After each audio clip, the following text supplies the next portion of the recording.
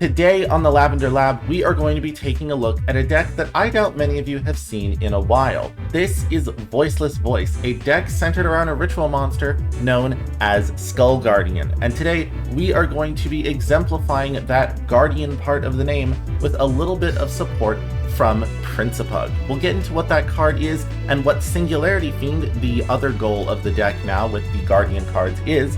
But for now, let's get into the duels, and you will be able to see exactly how this deck changed when we added these other Guardian cards into the mix. Let's boot up the computer and get right into it.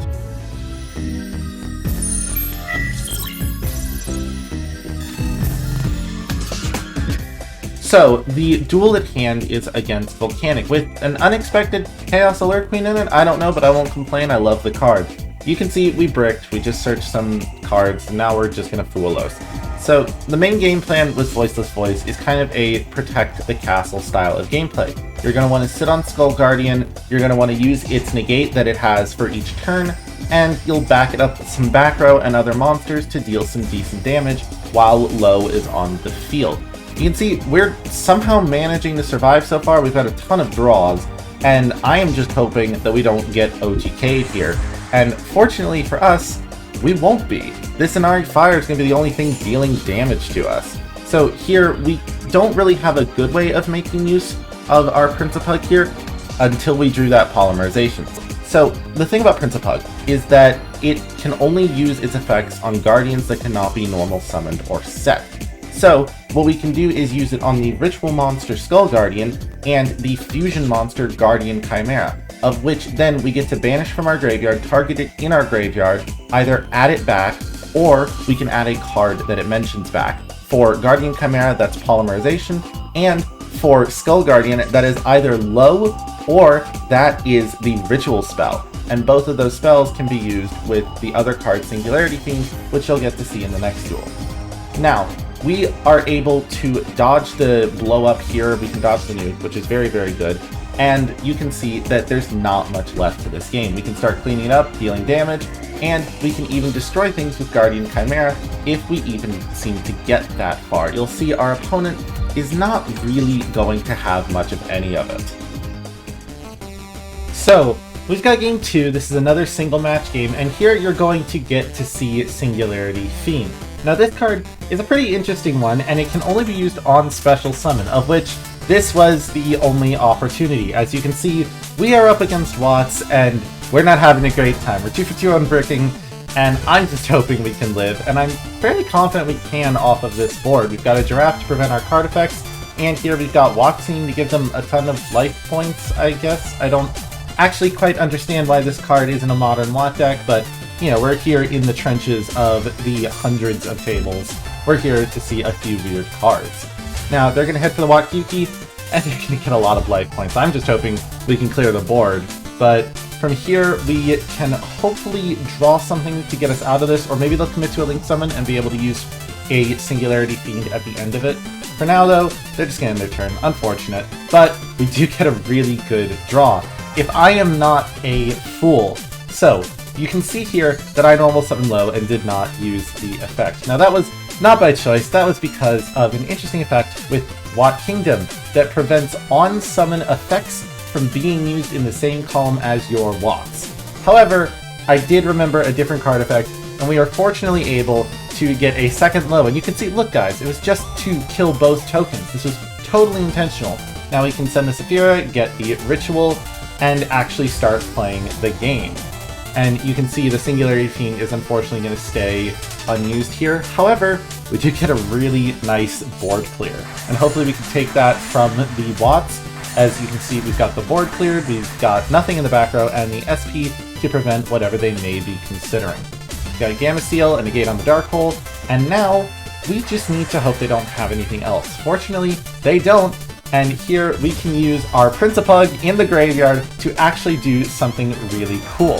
So you can see before Principug is able to actually add back Low, and we're able to combo that into an OTK here. I technically could have done a slightly different play, but here I was still rather enjoying just being able to use the puppy itself.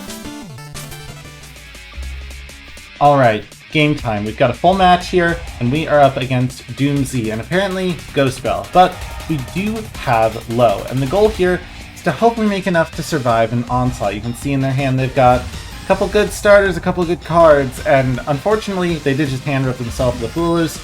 We don't have a whole lot to work with, so we need to hope that this roll can deal some mileage on top of our negate, which we are unfortunately going to have to instantly spend on the Doomsy Changer.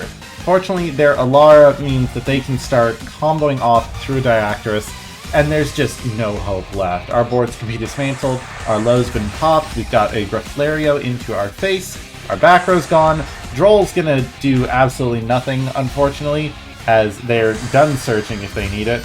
And now, we just have to watch our fate unfold. They've even got Power Patrons, apparently, to make use of Jupiter, which is a ginormous body that, unfortunately, is going to be our undoing. We're going to lose our monster to an equip, and then get killed. However, we do have Game 2 at our disposal, and we are hopefully going to do a little bit better. We can at least combo off here with our pre-preparation of rights. We can't get to low immediately, but we can sacrifice our monster to get to it very shortly after. We do also have a couple of side deck cards. You can see that Trap is going to be putting in some work. Now, depending on what they start with, I'm going to have to decide what to use the Trap on. However, we can use it here on Zegrado, which will completely lock them out of ease of access to their Power Patron, which is great for preventing an OTK. There's Doomsy Alara and an Equip spell, and we can negate this here. It does proc the destruction effect though, so we're going to have to hope it's enough. But it is, and we can move on to Game 3, where they bricked, and we bricked, and we are just hoping that they don't draw a starter. They've got Shifter, which may not do anything for us, and it seems like we're actually just going to be held off an entire turn, because we can't use Saphira, otherwise we lose our stuff. They didn't draw anything either, though. We have a Herald, but they have a Bell for the Saphira, and we have a Herald that they are going to promptly Ash. So hopefully we can make some use of cards on our next turn. Again, hoping they don't brick, they draw a Called By, and we draw a Principug. And if you notice, we have just enough ritual material. We can trigger the Diviner and get ourselves a low.